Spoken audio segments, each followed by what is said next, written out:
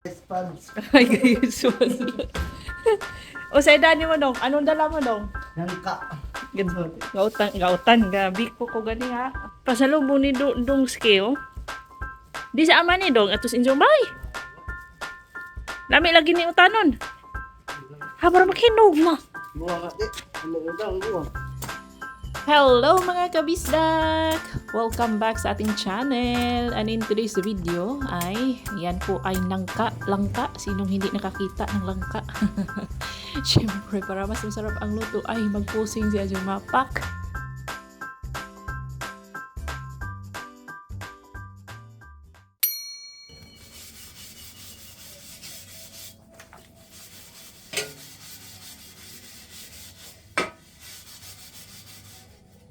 Step 1 ng pagluluto ay kunin ang malaking kaldero. O, hugasan natin mga kabista kasi nakatago lang po ito sa ilalim.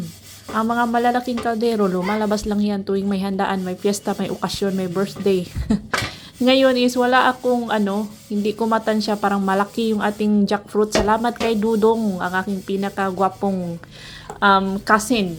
Ayan, so ito na lang ang lulutuan natin. At ito si Little Lindsay, may bagong hobby po siya. Ayan po, umaakyat sa ladder, tapos nangunguha ng kalamansi twigs, may bunga, may dahon. Yan po ang pinagkakaabalahan ng bata. O sa edad mo dong, anong dala mo dong? Nangka. Gautan, gabi ko ko gani ha. Pasalubong ni dong skill. Di sa ama ni dong, atos injong bay. Lami lagi ni utanon. Habar makinog mo. Buwa ka di. Ano daw buwa? Oh, Susunod hinog. hapit naman na ah. Kabangaan na sila. Dinalhan tayo ni Dudong ng guys, nangka earns. Gagamay nito. Ara kang utama na mo ugma. Monitor ba? Unsa man ang mga itura? Mga itur ba? Ha, ano ni man pukot. Salibot. Si Dudong Mana pulis kuan. Diha man lagi daghan picture ni anin. Gay na to. Garan. Bye-bye sabi. Bye. Okay. May puno ng langka kasi ang bahay nila Dudong sa bukid mga kabisdak. O sinong hindi pa nakapanood sa vlog natin sa Dudong's house, bumisita kami ni Daddy Insoy. Doon po guys, sa likod ng kanilang bahay, merong jackfruit tree. Yan po ang kanyang bunga. Kaso lang merong konting tibak lang guys. Pero okay pa yan. At ang maganda dito kasi malapit na siyang mahinog. Guwang kabangaan na ba? Ayan. Ang lang dito Ano na naman tayo? Smile na naman tayo pang thumbnail. Opo, ang mahirap lang dito is yung pagbabalat na part kasi marami siyang tagok. Ano ba sa Tagalog ang tagok? Hindi ko rin alam ano po ito sa English. Ito bang dagta niya itong tagok. Ano yan? Sticky yan mga kabistak at matagal po iyang matanggal.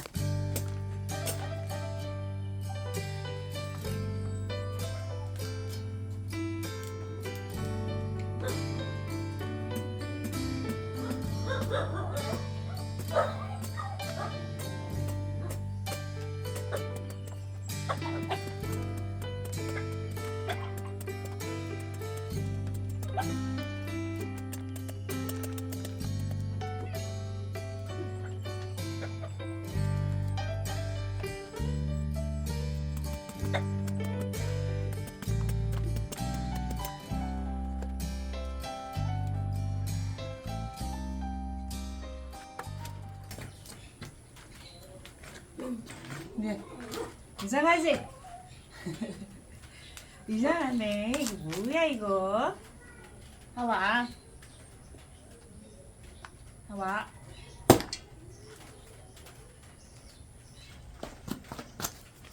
Perfect po itong gawin or lutuing humbang nangka or yung langka in coconut milk kasi nga na siya, malapit na siyang mahinog guys. Manamis-tamis po ito.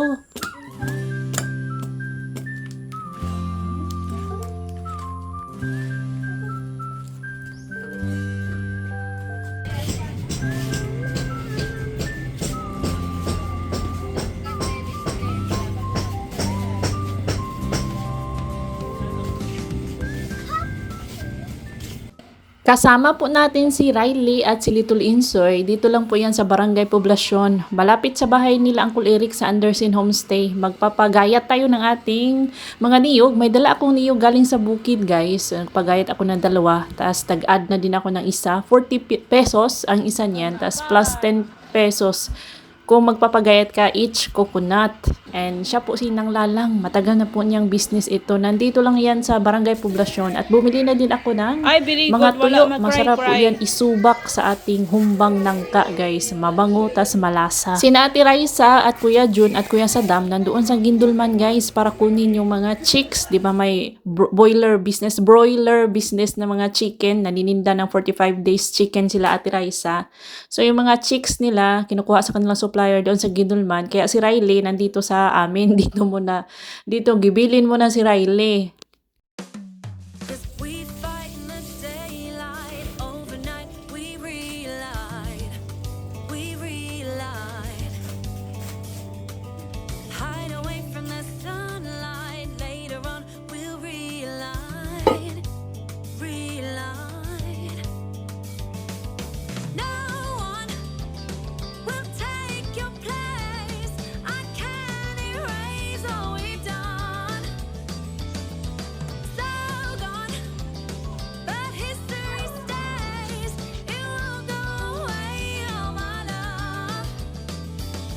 You hold me close, tell me that you can read my mind.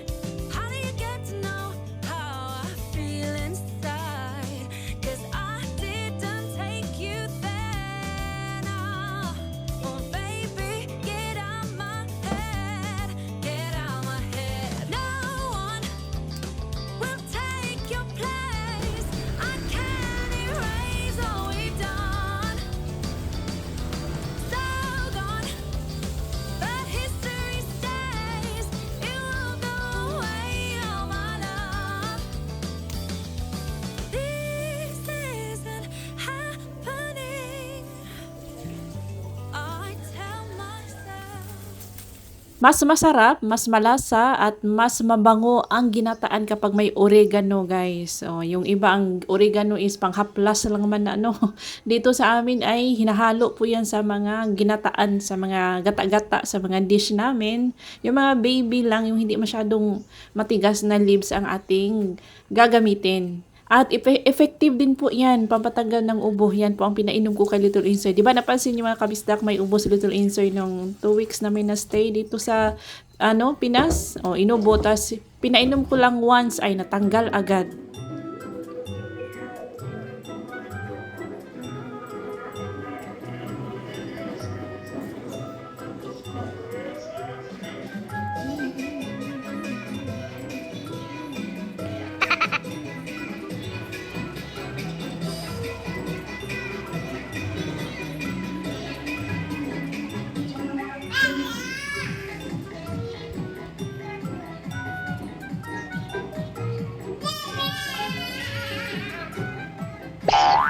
Actor, dance food, actor.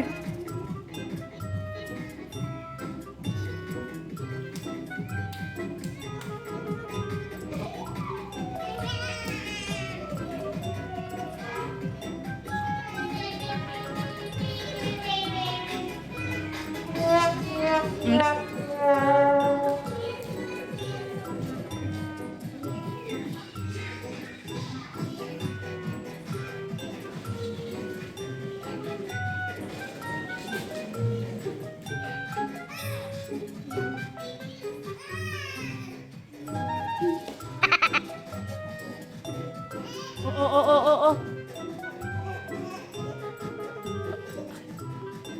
Ate, matumba si Arthur, ate.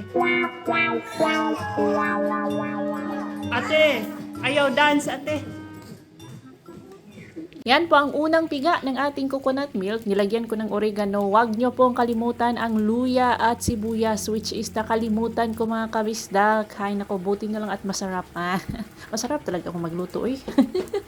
Nilagay ko na din ang ating tuyo. Ayan guys. Ang una nating papalambutin natin siya. Pinalambot ko na gamit yung ikalawang piga ng gata. Yan po ay sa second batch na yan. Yung malapit na siyang maluto. Saka ko nilagay ang unang piga ng coconut milk, tas tinimplahan at halu-haluin. Dapat, pasensya na sa ating apoy, nasobrahan ng ating nasobrahan ng ating apoy.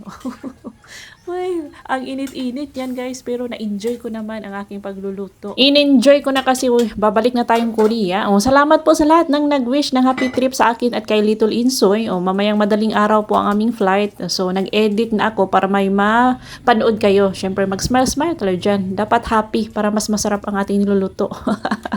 Kahit na mainit ang abuhan. Sino ka dyan? Yes guys, so nag-edit lang ako para may ma-upload at may mapanood kayo. Abangan po alam ko nag-aabang na kayo sa pagkikita namin. Kaya na-miss nyo naman ang rap ni Daddy Insoy at ang mukha ni Daddy Insoy. Pati ang mukha ng aking biyanan.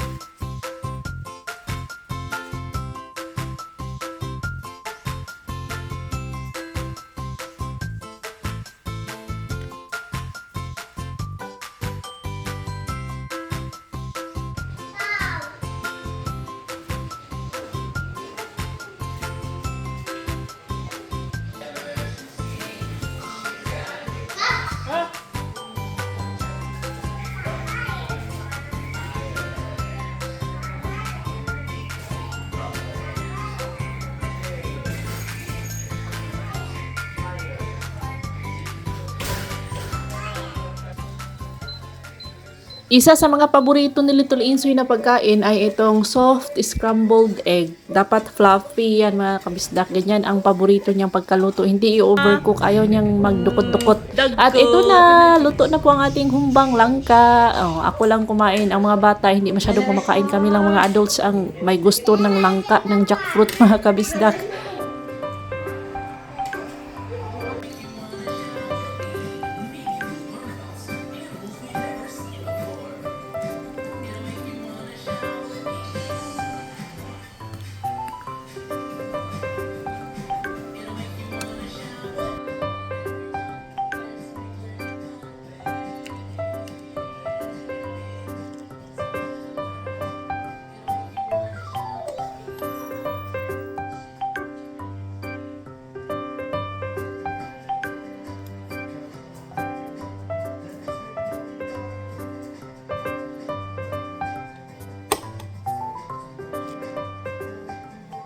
Itsura pa lang ng ating langka ay alam kong masarap na siya mga kabisdak. Etong kanya mga buto, pwede din niyang kainin. Nakakain din po ang buto ng langka para siyang may similarity siya sa chestnut. Opo. Ay, ang sarap, ang creamy, soft at tender po yung ating jackfruit. Malinam na, malasa, kasi may oregano, mabango. Perfect na perfect talaga guys. Oy. Hands up sa mga kumakain ng langka or ng jackfruit dyan, ay masarap talaga to. Lalo na kapag pinartneran mo yan ng gabi or yung taro. Yung gabi guys, boiled gabi, nilungag, nilagang gabi, tas jackfruit, pinaka-perfect. Syempre pinadalhan ko din si Dudong, si Janine, ate ni Dudong, ang mga parents ko mga kabisdak, ang lola ko, binigyan ko din mga kabisdak yan at sobrang saya namin sa jackfruit, sobrang saya at sobrang nabusog kain mga kabisdak. I'm sure malaki ang itinaas ng aking timbang mga kabisdak. Let's see, pag uwi natin sa Korea, may weighing scale man ako doon sa bahay, i-check natin kung gaano na kalaki at kataba si Ajuma. Bahala na mataba, basta na-enjoy ko ang guys. Mag-diet. Next time na tayo mag-diet. Huwag mag-diet dito sa Pilipinas kasi nandito yung mga food na hinahanap-hanap natin. Ang sarap talaga guys. Tapos nandito pa rin po ang ating biko. Di ba nagluto tayo ng biko sa ating last vlog? Yung biko bago ako umuwi. Ayan siya guys. Masarap-sarap. Masarap po ang biko kapag nabahaw na mga kabistak. Pero pinakamasarap yan kung bagong luto. Tapos partneran mo ng kape. Ay! Masarap siyang pang dessert, pang agahan, ay mga kabisdak.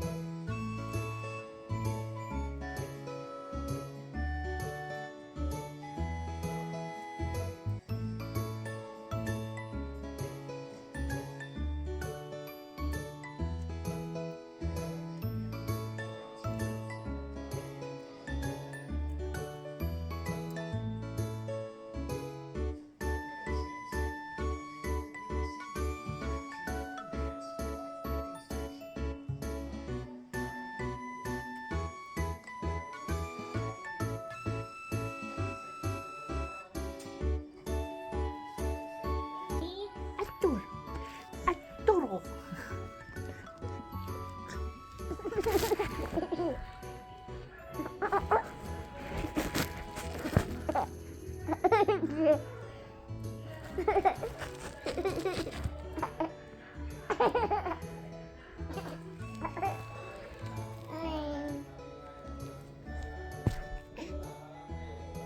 Do you know the Muffin Man? The Muffin Man, the Muffin. Do you know the Muffin who lives on Drury? Yes, I know the Muffin Man. The Muffin Musa. Alam may musa. Ano malalamang ay mus? Huh?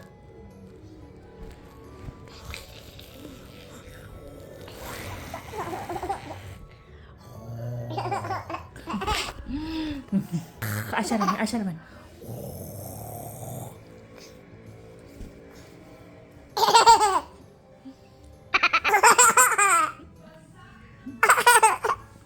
Kanunin na ang bataan ni, kanunin kay Mumusman. Kanunin na, kanon ang pata, oh, kanon ang pata, oh. Ang pata, oh, kanon. Hmm?